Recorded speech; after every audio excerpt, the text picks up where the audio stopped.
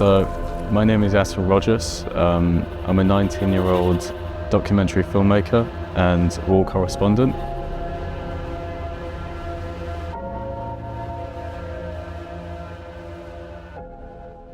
I actually remember waking up and I was in my robe and I went to go make coffee, sat at my computer, and I saw Putin's face there. Title, something invasion. My first thoughts were, oh shit, you know, people are going to lose their siblings, their parents, their loved ones. It's war, you know, there's going to be a lot of destruction here. More than 2,000 civilians dead in the first week of war with Russia. The United Nations says more than 500,000 people have now fled Ukraine. You know what's funny? I actually wanted to go. When I started looking into it a lot more, I was like, I want to do something to help.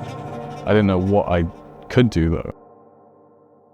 The Russian president says a military operation is now underway in eastern Ukraine. Well, the thing is, I only started doing all this stuff literally at the start of this year. The first thing I was interested in was photography, and that's when I got my first camera, which was a Fujifilm X-T3. And I love that camera. It was a silver camera, so really vintage.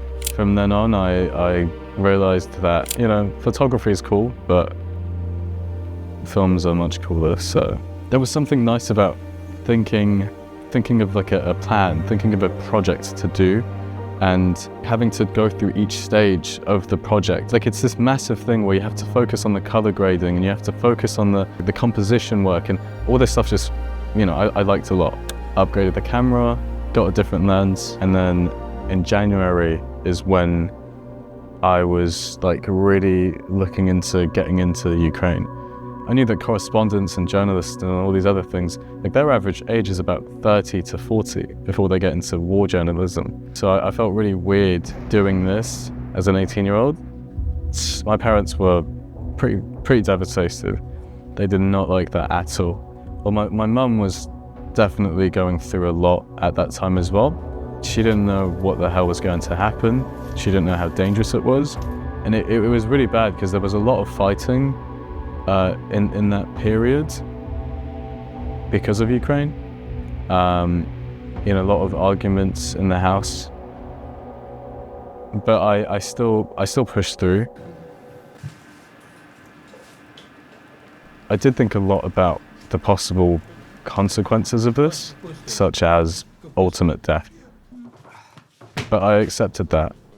And, you know, it was a mixture of stress, anxiety, and also a fear of failure, really, because I had never truly embedded myself with contacts in Ukraine. I didn't know much about the journalism side, or like how people operate over there. You know, who you can speak to get into certain locations, to get permissions. All of this was completely new to me, especially being an 18-year-old. It was literally just me with a camera.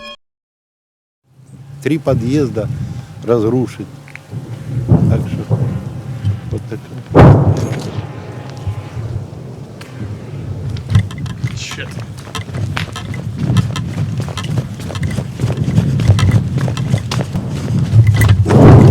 Shit.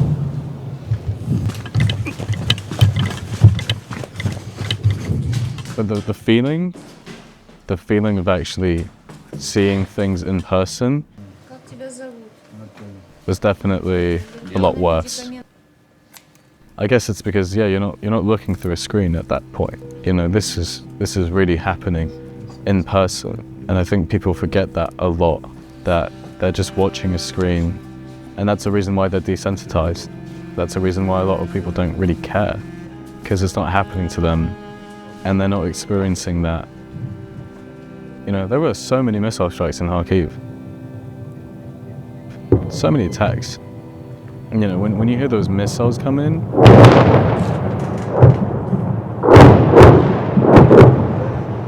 you really start thinking about the situation that you've gotten into. I think I remember my first missile strike was, and again, this was when I was in Kharkiv. I remember hearing the explosions, and it was so loud. It was so loud. And the air raid siren would go off as well. The air raid siren would go off every single day, all the time. that was also another key point in when I would literally sit there and be like, what the fuck am I doing here?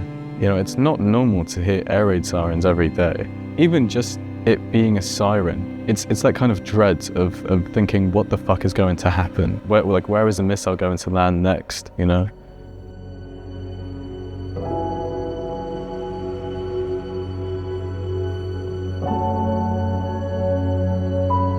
And Ukraine is an amazing country. You know, the people are amazing, and I got a lot of support from a lot of Ukrainians. There were a lot of times when people would drive me to certain locations, or they would give me food, they would let me stay at their place, and you know, they'd provide so much support knowing that I was there for them. And having those like first few impressions really kind of set the bar and the tone for, you know, who I was here to help. My own kind of inner anxiety would go away very quickly when I would think, listen, you're here for a reason. You're here to show what's happening alongside many other journalists, and you need to do this job for them, because that's you know, they are who matter, right? You go there to help them. There's nothing else for that reason. I had planned out this trip to Donetsk. This time I was planning on going to Pokrovsk, which is another frontline town. You know, I got on this, it was this like small, shitty, old bus. I think it was still running from the Soviet era. And you know, I had told my girlfriend at that time that, you know, I was planning this trip. And it was a rough patch for me in terms of work and mentally. A lot of arguments with people that were close to me. It really put a lot on my plate.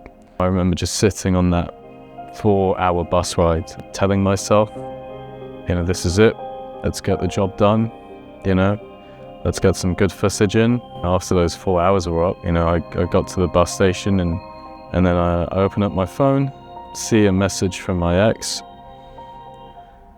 and then I realized, oh, it's a breakup text.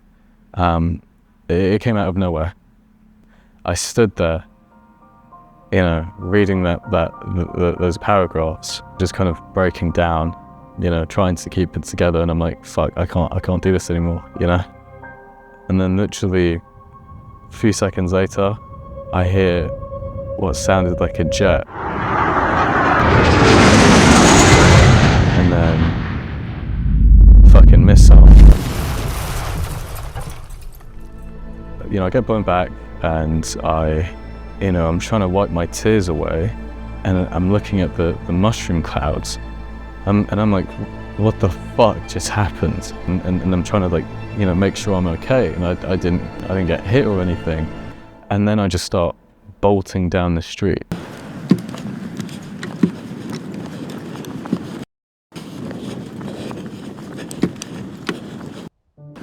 There was just this massive fog.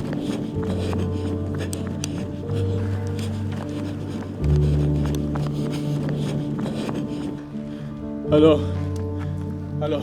Vanessa. Is one of this? They tell me not to get any closer. I kind of pretend to be like, oh, okay, yeah, I won't get any closer. But in my mind, I was just thinking, you know, this is it. I need to film what these Russians do to Ukraine. That's all I cared about, the footage. And I remember calling my friend again, being like, hey, this just happened. And he was like, listen, you know, stay there for a few seconds and then just get the fuck out of there. You know, because they double tap. You know, the Russians like to launch a second missile into the targeted area to kill all firefighters and paramedics that are trying to rescue any survivors or any injured people. You know, normally I never really feel fear, but at that moment I felt fear. Because it came back to that same thing, you know, it's these machines flying around in the fucking sky, and you are shit all to this. You cannot protect yourself. When my friend gets there, you know, he gets his medic bag out, he gets his vest on as well. I see a lot of people getting out of the area, and, you know, we're running in. You know, through all of that, I'm like thinking, this is really dangerous. this might be like where I die. Like, you know, there's a possibility I will not survive. Everything is just grey, and it smells, it's this horrible smell of like oil or something. You know, when we got to the main area, I saw a group of people who were throwing bricks.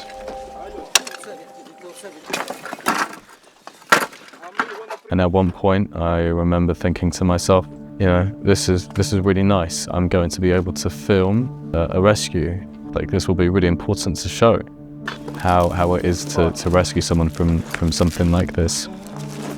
And then I remember looking behind me and seeing that they stopped throwing those bricks away. They are now just standing there. Do you know what the situation is? One dead. This thought comes in where it's like, what are you going to see? What are you about to see? You know, like. Піднімати один хуй треба, блядь. Я ж не знаю, яка процедура. Може вони будуть визивати, блядь, когось на розбор завалу. Це масло було. This is going to be with me for the rest of my life, and I'm going to see that body every day.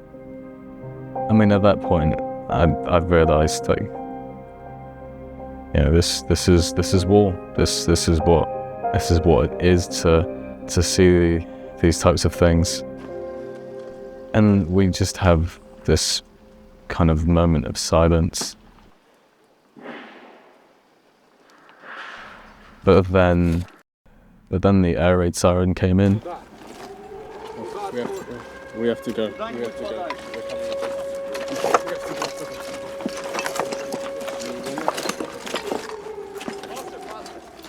We start having to run because we don't want to die by a double tap. I felt very weak, realizing that no matter how much I wanted to actually help these people, I was never going to be able to put enough in to at least stop something like this from happening. When you're in a situation like that and a plane is flying over your head and you're just watching, you know, the world around you just burn, you don't know what to do. These guys that got killed, they are gone. Pretty much every day I think about that. You always hear about death on social media, or some people have interacted with that. To me, it's a very strange feeling when that death is from a very violent and aggressive act. I definitely struggle quite a bit with them, with what happens. I think my mindset changed for a lot of things better. You know, I learned a lot, I experienced a lot. These experiences gave me a bit of wisdom. So some things improved and some things got worse. You know, everything I experienced, I was just one person. There are many, many more people out there who have gone through so much more in Ukraine. You know, I get to come back to England. I get to relax. You know, I have that privilege. And unfortunately, there are a lot of Ukrainians who do not have that privilege. I have thought about just enjoying life a bit more, but something about Ukraine just kind of calls me back. You know, I have amazing, amazing friends in Ukraine, and we've bonded over war. So people would live as if they were in a normal country without any war. That definitely surprised me a lot, because it was like, whoa, shouldn't people be like scared or like running away or something? Shouldn't they be packing up and leaving? But it was quite the opposite. People would actually fly back from the countries they fled to. And I would always ask them, why did you come back? And they would tell me, because this is their home. You know, this is their place. I know there's a lot of people in social media, for example, that will look at these videos of people walking around normally, living their lives, and they'll think, hold on a minute, it's not as bad as it seems. But it's quite the opposite. They're actually protesting against Russia, against the war, and they're living their lives to show them, like, look, we're not scared of you, and we're staying. I want people to look at my footage and say, this is terrible. And what is happening out there, someone needs to be held accountable for. I would want people to find a way to at least help in the humanitarian sense. So, possibly checking out some organizations within Ukraine that do aid work. So, people checking out those types of organizations would be really impactful, and it would mean a lot to them. It would mean a lot to the rest of Ukraine.